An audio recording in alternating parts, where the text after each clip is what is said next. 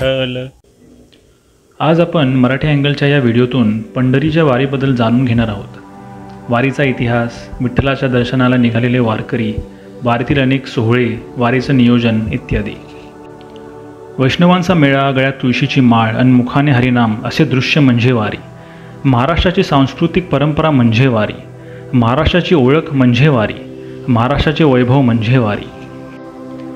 18 ते 20 दिवस स्वतःचे घरदार व सांसारिक सुख सोडून फक्त विठुरायाच्या दर्शनासाठी वारीत चालणारे वारकरी लाखोंच्या संख्येने महाराष्ट्रात आहेत।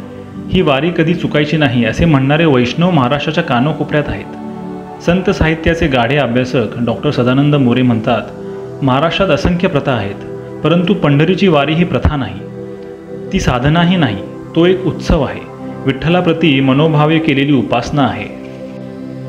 वारीचा इतिहास खूप दीर्घ आहे, त्यासाठी दीर्घ हा शब्द छोटा पडावा इतकी मोठी परंपरा वारीला आहे। जो नियमित वारी करतो तो वारकरी, वारकरी जे धर्म पाळतात त्याला वारकरी धर्म असे म्हणतात। वारकरी धर्मालाच भागवत धर्म म्हटले जाते। भागवत धर्माचा प्रचार करण्यासाठी वारी सुरू झाली। वैष्णव तत्त्वज्ञानाला अनुसरून आचरण करीत असलेल्या महाराष्ट्रातील एका संप्रदायाला भागवत धर्म म्हणतात। विशेषतः कृष्णाच्या किंवा विष्णूच्या उपासकांना भागवत म्हणतात। हा धर्म आचरायला सोपा असून याचे तत्त्वज्ञान सर्वसामान्य व्यक्तीला समजण्यासारखे असते। उपासना पद्धती साध्या सोप्या असतात। स्त्री, पुरुष, जात, वंश असा कोणताही भेद या संप्रदायात मानला जात नाही। माणसाच्या मनातील हाव किंवा लोभ शांत करून भगवंताकडे नेणारा मोक्षाचा मार्ग या संप्रदायात आचरला जातो। वारीत जाणाऱ्या सर्वांना माऊली म्हटले जाते। पण वारी नेमकी सुरू कधी झाली तर त्याचा नेमका उल्लेख नाही। वारी करण्याची परंपरा साधारणतः 800 वर्षाहून अधिक काळापासून आहे। ऐतिहासिक संदर्भांमध्ये 13व्या शतकापासून वारीचे संदर्भ आणि पुरावे मिळतात, परंतु वारी त्यापेक्षा प्राचीन आहे। ज्ञानेश्वरांचे आजोबा आपेगाव येथून तर नामदेवांचे आजोबा नरसीबामणी येथून पंढरीला वारीसाठी जात होते असा उल्लेख या दोन्ही संतांच्या चरित्रात सापडतो। पंढरपूरच्या वारीची परंपरा तुकोबारायांच्या अनेक पिढ्यांमध्ये पूर्वीपासून सुरू होती। पण महाराष्ट्राचे आराध्य दैवत विठ्ठल पंढरपुरात आले तरी कसे? पंढरपूरचे आधीचे नाव दिंडीरवन होते। भगवान विष्णू रुसलेल्या माता रुक्मिणी यांची समजूत काढण्यासाठी दिंडीरवनात आले होते। तिथे भगवान विष्णू यांचे भक्त पुंडलिक देखील वास्तव्यास होते। भगवान विष्णूला त्यांची आठवण झाली। भगवंत स्वतः मग पुंडलिक यांच्या दारी पोचले। तेव्हा पुंडलिक आई वडिलांची सेवा करत होते। घरी कोणीतरी आले आहे हे त्यांना कळाले। त्यांनी मागे वळून पाहिल्यावर साक्षात परब्रह्म भगवान विष्णू दाराशी आलेले दिसले। भगवंत पुंडलिक यांना आवाज देत होते। पुंडलिक यांनी त्यांच्याजवळ असलेली एक वीट फेकली आणि देवाला विटेवर उभे राहण्यास सांगितले। माझी आई वडिलांची सेवा करून झाली की मी तुमच्या दर्शनाला येतो असे भगवंतास म्हणाले। भगवान विष्णू त्या विटेवर उभे राहिले। त्यानंतर आई वडिलांची सेवा झाल्यावर पुंडलिक भगवंताकडे आले। त्यांनी भगवंताची क्षमा मागितली, परंतु भगवंत तर आपल्या भक्तावर प्रसन्न झाले होते। त्यांनी पुंडलिक यांना हवे ते वर मागण्यास सांगितले। भक्त पुंडलिक यांनी भगवंताला त्याच विटेवर त्या ठिकाणी राहावे अशी विनंती केली। मग भगवंत विटेवर पांडुरंग बनून विठ्ठल बनून उभे राहिले। त्याच पंढरपुरात विठ्ठलाचे दर्शन घेण्यासाठी वारीच्या माध्यमातून आषाढी आणि कार्तिकी वारीला लाखो भक्त राज्यभरातून जातात। वारीचे 2 प्रकार आहेत। एक म्हणजे आषाढी वारी। सर्व संतांच्या पालख्या यावेळी आपापल्या गावाहून पंढरपुरात येतात। तर एक आहे कार्तिकी वारी। वारकरी आपापल्या गावातून दर्शनासाठी पंढरपूर, आळंदी, देहू येथे जातात। या जोडीने माघी व चैत्री वाऱ्याही होतात। वारीतील एक महत्त्वाचा सोहळा म्हणजे पालखीचा सोहळा। पालखीची सुरुवात 17व्या शतकात झाली। छत्रपती शिवाजी महाराजांच्या मृत्यूनंतर संभाजी महाराज गादीवर आले होते। त्यांनी छत्रपती पदाचा दरारा मुघल, पोर्तुगीज, इंग्रज, आदिलशाही या सर्व शत्रूंमध्ये निर्माण केला होता। 1682 साली छत्रपती संभाजी महाराजांना व महाराणी येसूबाई यांना पुत्ररत्न झाले। या पुत्राचं नाव शाहूजी असं ठेवण्यात आलं। असं म्हणतात की या पुत्राला आशीर्वाद देण्यासाठी म्हणून तुकाराम महाराजांचे सुपुत्र महादेव महाराज देहूवरून आले।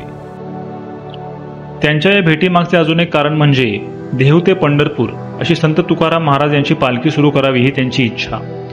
पण संभाजी महाराजांना नेस्तानाबूत करण्यासाठी महाराष्ट्रात उतरलेली औरंगजेबाची मुघल सेना या महान कार्यासाठी अडथळा ठरू पाहत होती। महादेव महाराजांनी शंभूराजेंपुढे आपली मनोगत व्यक्त केले आणि आपली व्यथा पण सांगितली।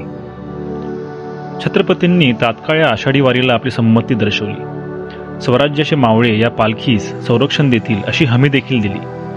संभाजी महाराजांनी तात्काळ याचा आदेश जागोजागी आपल्या दाभाडे, इंगळे व इतर सरदार आणि मावळ्यांना पाठवला. तुकोबांचे धाकटे सुपुत्र नारायण महाराजांनी सन 1685 साली पालखी सोहळा चालू केला. पुढे औरंगजेबाने घडवून आणलेल्या संभाजी महाराजांच्या हत्येनंतर महाराष्ट्रातील परिस्थिती आणखी चिघळली. सैन्याच्या हालचाली सुरू असल्यामुळे पंढरपूर, महादेव स्थानेश्वर व देहू येथल्या यात्रेस जाणाऱ्या यात्रेकरूंना सैन्याचा उपद्रव होत होता.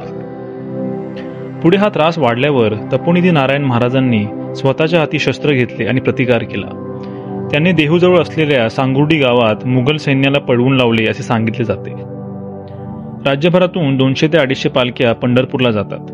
अनेक पालख्यांना संतांची नावे आहेत, जसे संत सोपान काका पालखी, संत एकनाथांची पालखी, संत निवृत्तीनाथांची पालखी, संत गजानन महाराजांची पालखी, संत तुकाराम महाराजांची पालखी, संत ज्ञानेश्वर महाराजांची पालखी, श्री संत मुक्ताईंची पालखी. पालख्यांसोबत 4 ते 5 लाख वारकरी पायी पंढरपूरला जातात. वारीतील सर्वात महत्त्वाचे आकर्षण म्हणजे रिंगण सोहळ्याचे. वारीत मराठा सरदार आपले लष्कर घेऊन सहभागी होत होते. त्यांनीच रिंगण सोहळ्याची परंपरा सुरू केली. त्यामुळेच एखाद्या लष्करी छावणीसारखी रिंगणाची रचना केली जाते.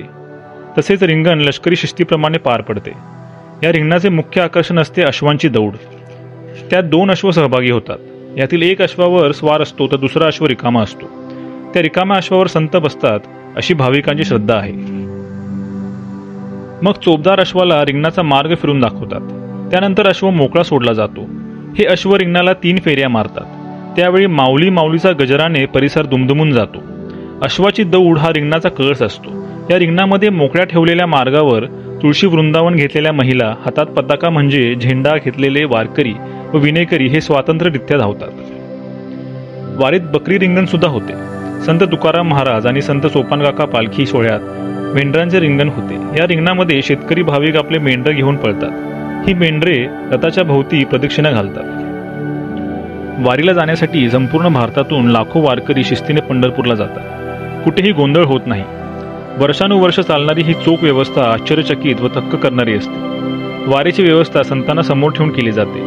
संत एकनाथ, संत तुकाराम महाराजांच्या वंशजांकडून त्यांच्या पालखीची व्यवस्था पाहिली जाते. ज्ञानेश्वर महाराज पालखीची व्यवस्था ज्ञानेश्वर महाराज संस्थेकडून पाहिली जाते. वारीला जाणाऱ्या वारकरी भक्तांच्या सोयीसाठी दिंडी संकल्पनेची योजना असते. प्रत्येक दिंडीचा एक प्रमुख असतो. प्रमुख व्यक्ती स्त्री किंवा पुरुष कुणीही असतो. काही धार्मिक संस्थाने, मंदिरे यांच्या दिंड्याही वारीत सामील होतात. वारकरी मंडळींची निवास, भोजन तसेच अन्य सुविधा यांची व्यवस्था प्रत्येक दिंडीमार्फत केली जाते.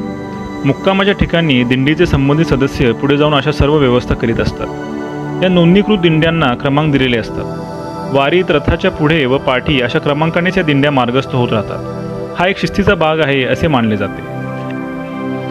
तर ही होती माहिती पंढरपूरच्या वारीची आणि वारकऱ्यांची. वारीमुळे द्वेष, अहंकार बाजूला सारला जातो. अंतःकरण शुद्ध होते. वारीचा हा सुंदर सोहळा महाराष्ट्राशिवाय जगात कुठेच नाही. आपल्याला हा आमचा प्रयत्न कसा वाटला हे आम्हाला कमेंट्सद्वारे जरूर कळवा. व्हिडिओ आवडला असल्यास लाईक, शेअर आणि आमच्या चॅनल मराठी अँगलला सबस्क्राईब करायला विसरू नका.